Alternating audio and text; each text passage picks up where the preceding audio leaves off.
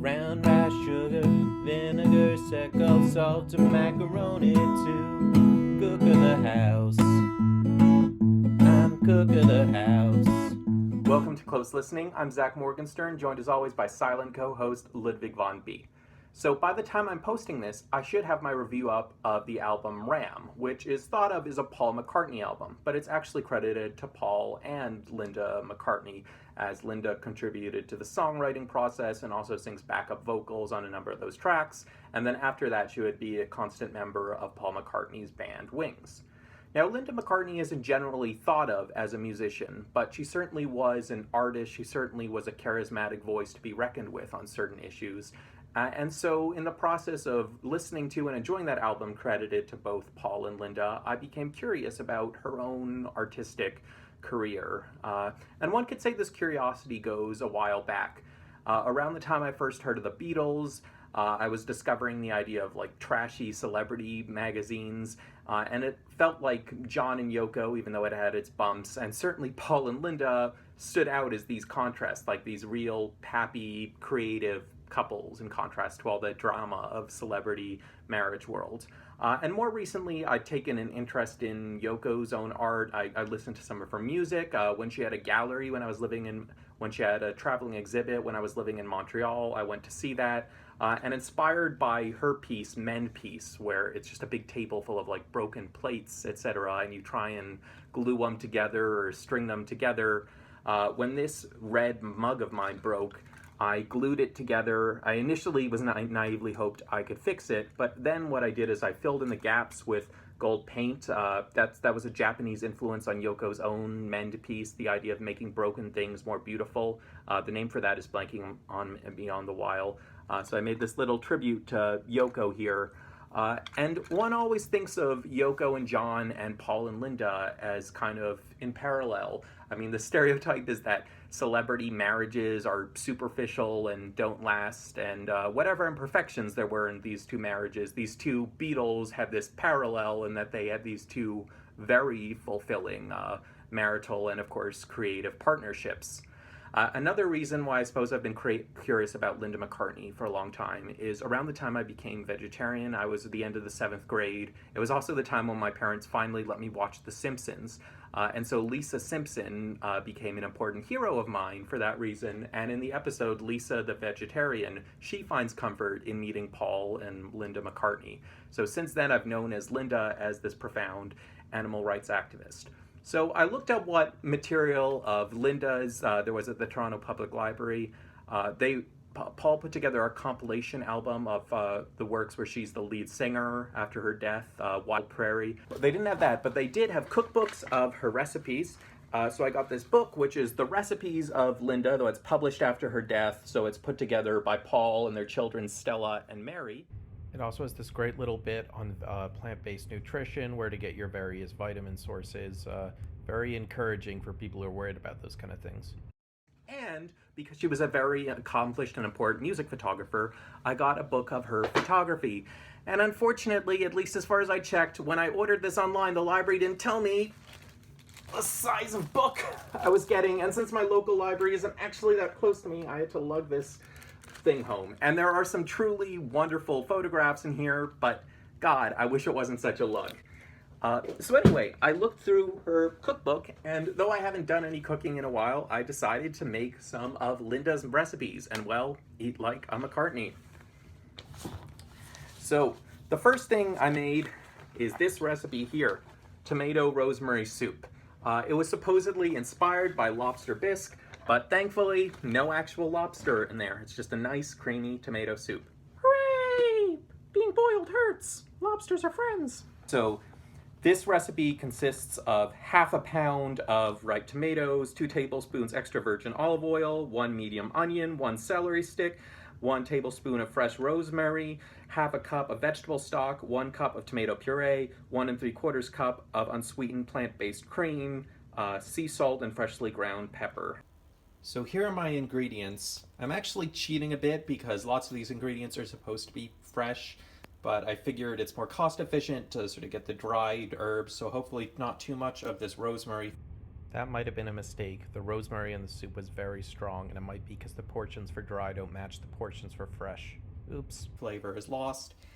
And I have this weird thing where I eat plenty of food with tomato sauce in it, but actual whole pieces of tomato kind of gross me out. There's something about the flavor that's lost in the pureeing thing.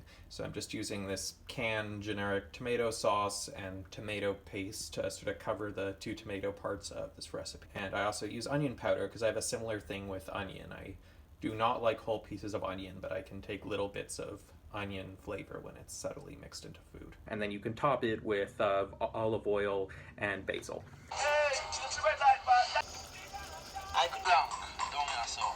One of the problems with vegan cookbooks is sometimes they have these ingredients which maybe exist at one grocery store somewhere in the world but can be quite hard to find. So I had no idea how to find vegan cream, so what I ended up doing is just taking almond milk and then mixing it with some flour to thicken it.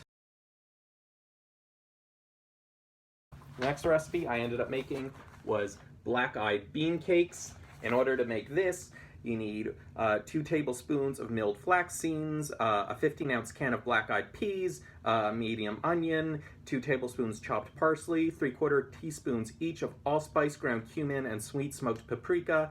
I ended up cheating and just using regular paprika. 2 tablespoons of ground almonds, a 1/4 cup of flour, 3 tablespoons of sesame seeds, some extra virgin olive oil to fry them in, and some sea salt and black pepper to taste. And then Linda suggests the cookbook suggests serving them with arugula, with hummus, and harissa, but I didn't go so far as to do that. I need to grind some ingredients that I was not able to find ground. We have some allspice here, we have some almonds here, and we have some flax seeds here. So I'm just going to put them all in a blender at once and see what happens. Wait, what are you doing in here? Then you put all ingredients, including half a teaspoon of sea salt, and I believe sea salt is only half as strong as standard table salt, so I only put in a 1/4 teaspoon, and then they say a 1/4 teaspoon of pepper, so I'm just gonna sprinkle a little in. Anyway, just grinding up this not ground up stuff might have been a mistake. I ended up with some big hunks of allspice in my food, which really ruined this part of the meal, which was otherwise pretty enjoyable. So this is a very falafel-y recipe. As with a lot of things with dough, I had a bit of a hard time of it. It didn't sort of come out nicely shaped, partly because I didn't want to get my hands messy, partly because I think the flour we had wasn't wheat flour, it was rice flour, and that's not as good of an adhesive, and partially these things never come out as cleanly as they say they are going to in the cookbooks. And then finally, because falafel type things can be a bit dry for me, I wanted to make one more recipe to create another contrasting flavor. I saw this thing, Pea and Spinach Pasta.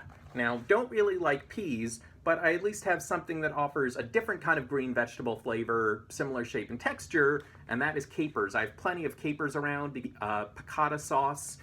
So what I ended up doing is, instead of half a cup of fresh or frozen peas, I used capers. Then you need some pasta, 3 cups of baby spinach, 2 tablespoons of oregano leaves, 2 tablespoons nutritional yeast flakes, 2 teaspoons soy sauce or tamari.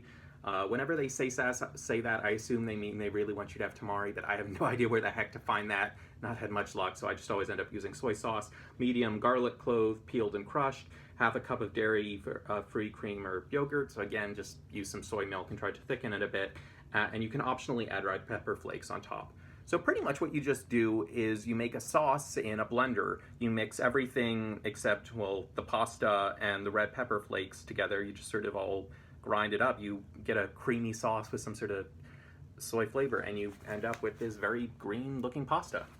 So anyway, this was a far from perfect experience, namely because of those mistakes I already mentioned, using the dry instead of fresh rosemary, and that's probably using too much, and similarly not being able to get the ground allspice, and so having big pieces of allspice. That said, I like the black bean cakes, other than the allspice bits.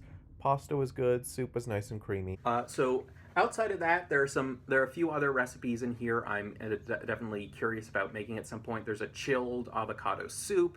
There's a Thai corn fritter. There's a recipe for making sausage rolls out of mushrooms, but the process problem, again, they ask you to use something called vegan puff pastry, which I don't know, I haven't seen that around. So that's always the challenge with these cookbooks. As for the photography book itself, you get some nice introductions written by various people, and including, of course, Paul. You get lots of pictures of musicians, often looking kind of silly. It's the kind of photographs I love. I love taking things that are more candid. And such a cool range of personalities, too. You'll have Pete Townsend here on the one hand, and the French, more jazzy singer Charles Aznavour here on the other. This Neil Young photo is certainly a classic. No idea what this woman with a policeman in her mouth is, but that's pretty cool. I'm assuming this older woman here isn't anyone, so I guess it's kind of deconstructing the idea of the celebrity, because here we have the Yardbirds looking like they're giving this wow celebrity gaze to this presumably ordinary person. Here's the painter, William de Kooning, another big influence in Linda's life. This one really stood out to me because this is 21-year-old Jackson Browne, and I did not recognize him. And here we have Paul with his dog Martha, the subject of the White Album song, Martha My Dear. So anyway, that was a fun little adventure exploring a cultural figure. The photographs were really inspiring. It makes me want to take out my camera again. As for the cooking, it didn't go perfectly for me, but I'd like to think if I was a bit more careful with some of the ingredients, they would be a lot of fun to make. And sometimes it's just fun to do a project like this, even if it doesn't go exactly the way you planned. I'm Zach Morgenstern. This is Living Long Beach. See you next time. Seems to like the kitchen best, 'cause I'm the cook of the house. Cook of the house. The salad's in the bowl. The rice is on the stove. Green beans in the colander, and where the rest is